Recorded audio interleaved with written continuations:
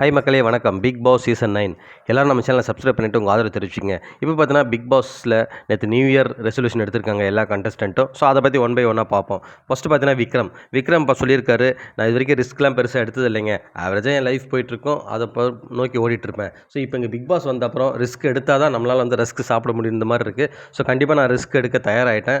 அப்போ தான் அடுத்தடுத்து என்னோடய வளர்ச்சிக்கும் அது யூஸ்ஃபுல்லாக இருக்கும். அது மட்டும் இல்லாமல் என் ஒய்ஃப் எனக்கு ரொம்ப பிடிக்கும், அவங்க கூட நிறைய இடத்துக்கு ரொமான்டிக் பிளேஸ்க்கு போகணுன்னு எதிர்பார்க்குறேன். ஸோ அது இல்லாமல் எங்கள் பேரண்ட்ஸோட நிறைய வெளியில் போகணும், அவங்க கூட டைம் ஸ்பெண்ட் பண்ண சொல்லிட்டு இருக்கேன். இதுதான் பாஸ் என்னோட ரெசல்யூஷன் சொல்லிட்டு எடுத்திருக்காரு. அடுத்து சபரி பார்த்தீங்கன்னா நிறைய ட்ரிப் போகணும் பிளான் பண்ணுவேன், பட் வந்து என்னால் போக முடியாது, கேன்சல் பண்ணுறோம் கடைசி டைமில். ஸோ அது எல்லாருக்குமே நடக்கிறது தான் வாழ்க்கையில். ஸோ எங்கள் அப்பா அம்மா கூட நிறைய இடத்துக்கு நான் போகணும், வெளியில் சுற்றணும். அது இல்லாமல் எனக்கு தீம் பார்க் போகிறது ரொம்ப பிடிக்கும். ஸோ அங்கே வந்து அந்த ஹைட்டான பிளேஸ்க்கு வந்து போனால் ரொம்ப அது எனக்கு ரொம்பவே கஷ்டமாக இருக்கும், அந்த இடத்துக்கு போகிறதுக்கு பயமாக இருக்கும் ஃபர்ஸ்ட் ஆஃப் ஆல்.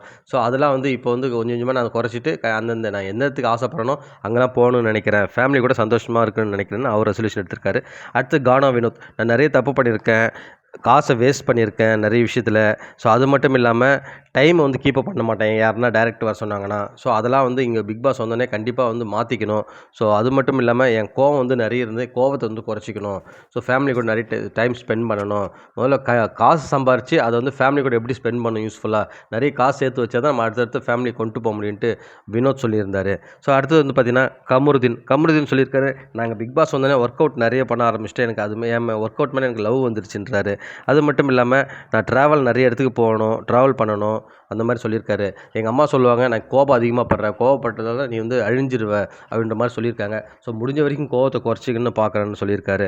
அடுத்து வந்து பார்த்தீங்கன்னா நம்ம சுபிக்ஷா, அவங்க வந்து அவங்க செல்ஃப் லவ்வே இல்லைன்னு சொல்கிறாங்க இது வரைக்கும். ஸோ நான் செல்ஃப் லவ்வே பண்ண மாட்டேன், நான் மட்டும் இருப்பேன் அவ்வளோதான். ஸோ இதுக்கப்புறம் தான் செல்ஃப் லவ் வந்து நான் வச்சுக்கணும், எனக்குள்ள மாற்றிக்கணும்னு நினைக்கிறேன். அது இல்லாமல் பார்த்தீங்கன்னா ஃப்ளைட்டில் வந்து நான் இது வரைக்கும் ட்ராவல் பண்ணதில்லை, என் பேரண்ட்ஸும் ட்ராவல் பண்ணதில்லை. ஸோ நானும் நிறைய பண்ணணும், என் பேரண்ட்ஸையும் கூப்பிட்டு போகணும்னு சொல்கிறாங்க.